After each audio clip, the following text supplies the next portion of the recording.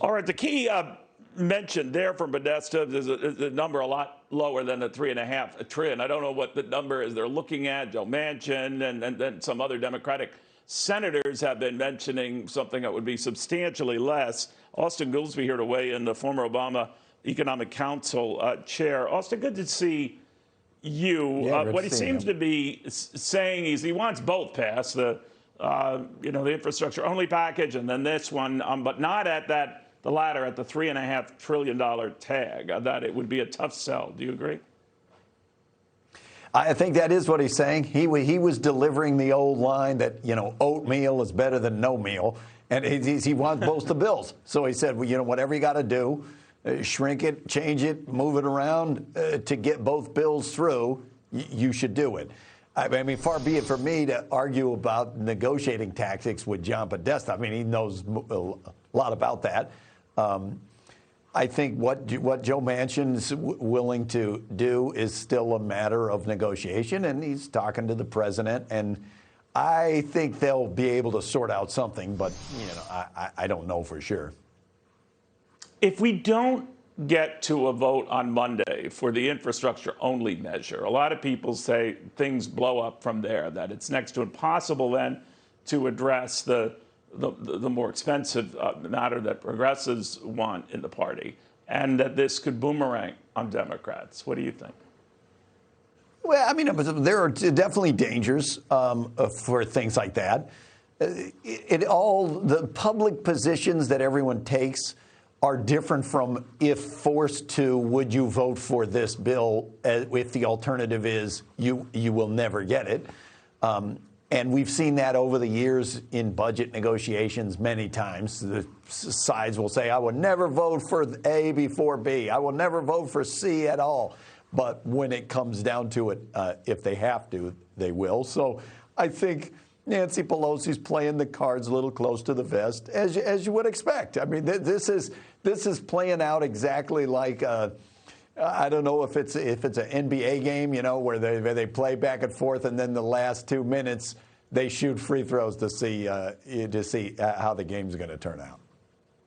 All right, I assume you're making a basketball analogy there. I'm not really a big sports fan, that's why. But anyway, I was curious on another issue, and harkening back to your days with President Obama when it was getting the Affordable Care Act through. And getting, that went along party lines. But even getting all Democrats on board was tough. And that's when the margins were a little bit bigger. There's just no wiggle room right now. Nancy Pelosi can't lose more than 3 on her side. It's dead even. Can't even lose 1 if you think about it in the Senate. So this theater that plays out on trying to woo people who might otherwise not vote for something. How did President Obama at the time try to close the deal? What we're hearing today, Austan, is that the president and his people are saying, we have to do this or the Gipper modern day version. It has to get done if we have any chance at all of advancing the party in 2022 in the midterms. So they're more or less saying we have to do this for the team. Not everyone's going to like what they're going to get, but we got to get something. What do you think of that?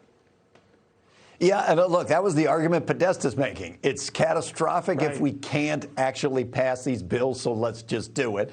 If you remember back in the Obamacare days, there was the dynamic where the House passed something, the Senate passed a different thing, then they went back to the House, and the House, who had knew that the Senate might do that, said, we'll never vote for it. But then they came back and they said, you have to vote for it exactly how the Senate did it, otherwise it won't work. And so then they ended up passing it that way. I wonder if a similar dynamic's going to play out here. The Senate, where there is literally no margin for error, has made it so that 50 senators have a veto.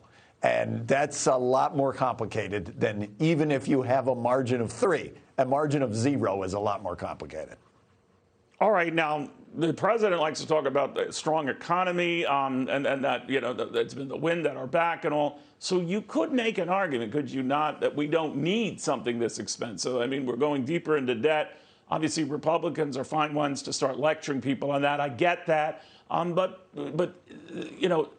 given what we've seen, given the inflationary spike, that's already out there. Do we need something this big? Again, we're not really getting into the size here so much, the $3.5 trillion, but the fact that if anything of this heft at this time. Yeah, I looked into that. I wondered that. The only things that I would say are, number one, this is a over 10 years bill and is arguably 100% paid for, or if it's 94% paid for. The paid for spending, that is something where you raise taxes on high income people to pay for the spending, that's not inflationary. That doesn't overheat the economy. And certainly something, if we're talking about investments over a 10-year plus period for infrastructure and other things, I don't think that the immediate business cycle is really the relevant thing, because as we learned back in the stimulus days, it's not that easy to get shovel-ready projects and get the money out the door in a 6 months or the kind of thing that would be relevant for inflation. Obviously people can argue at that point, but I'm curious about how you feel about the taxes in this. And I know that the rich, we keep hearing, should pay their fair share. The fair share in the Obama years, we're bringing it back up to 39.6%, the top rate. That rate is likely going to go right back to where it was before President Trump cut it to 37%. But you add on all these other ancillary taxes, the rich are then going to be in the low 40s to mid 40s. You add on surtaxes for multimillionaires. Now you're adding that with high state taxes that brings the top rate, well over 55%, depending on where you live. What do you, Austin Goolsbee, call a fair share for the rich? Well, look, I root what I think is a fair share is rooted in what they're actually paying, not what the statutory marginal rate on the $1 billionth dollar is.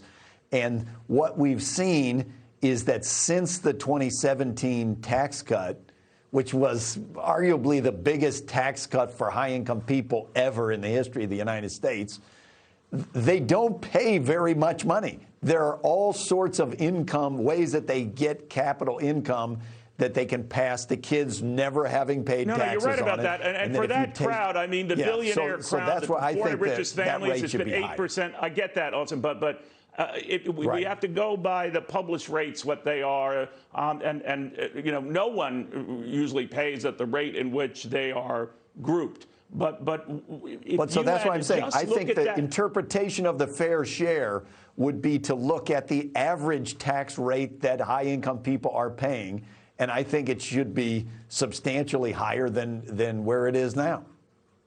All right, so if the growing build rate is 39.6%, that very few pay at that level, you're quite right, what should it be? Look, I've gone through many times, and we've talked before. I like the marginal rates going back to the levels that they were kind of historically, whether it's under the Obama administration or under Clinton administration. And then I favor getting rid of a whole bunch of those, what I consider loopholes, others consider deductions, and that you can raise more money from high-income people in that way. And it's the same on the corporate side, where statutory corporate rates that companies don't actually pay, and you've got 25, 30% of the most profitable companies in the United States pay zero. That doesn't make sense to me. So I kind of think we should aim for a bunch of revenue sources that raise the tax rates paid, and if we can keep the marginal rates from going up too much, that would be better. From what I've heard, they haven't outlined. But from what I've heard, they are going to do. Camp. You're not in the Bernie Sanders camp that says, back in the Eisenhower and the early Kennedy years, before the Kennedy tax cuts, the top rate was, around 70%. Was 90% or something. 90% during Eisenhower. You're not in that crowd. Because that's his definition of their fair share. I think that doesn't make sense. You'd be far better off, rather than just raising the top marginal rate to 90+%, you'd be far better off going at other parts of the tax code where you could get rid of the deductions and raise the taxes paid without raising the marginal rates that much. Do you think companies, wealthy individuals, will just dodge this or leave as a result, or find clever ways to avoid it? I mean, you're right. We only go by the established rates the way they're printed. But right now, if we bring that the corporate rate to 26.5%, all of a sudden you're in the mix with countries that have lower rates, including China, 20%. Do you worry that it has a boomerang effect and all the revenue Joe Biden and others are expecting to get doesn't materialize? I have a lot of academic research, and I know all of the economic research on this question. Let's call it the Laffer curve for companies. Can you raise revenue by cutting the corporate rate? Can you lose revenue by raising the corporate rate? I think that's nonsense. And if you look at 2017, it proved it's nonsense. The Trump administration cut corporate taxes more than they've ever been cut, with the promise that there was going to be a massive increase in the growth rate, a massive paying for itself increase in investment. And those things did not happen. The only thing that happened was you had a one-time lump sum. Some companies brought back money that they paid out to themselves in dividends or share repurchases. And that's long since passed. A lot of them, to be fair, Austin, did hire. A lot of them did hire a lot of people, millions of people. Now, obviously, the pandemic disrupted that. There's no evidence that the hiring rate went up, Neil. Actually, wage growth was faster in the 2 years before the tax cut than the 2 years after. 3.5%. The unemployment rate did go down to 3.5%. That didn't happen in a vacuum, right? And it started before the tax cut was ever passed. It had come down from 10.5% to 4.5%. Then they passed the tax cut, and it went down another 1%. But like I say, wage growth, investment growth, and GDP growth were faster before they passed the tax cut than after. So there's no evidence that the tax cut, when they cut corporate taxes, did all these magic things that they promised. So I don't think that there's as big of a fear when we go halfway back to where it was before they did that that would be some devastating impact. Well, if you think about it, wage growth and real adjusted gross income and where it was going has been flat. If you argue on that, the last couple of decades, maybe things change. But Austin, thank you in the meantime for joining us. Always great catching up with you. Austin Goolsbee, the former Obama Economic Council Chair.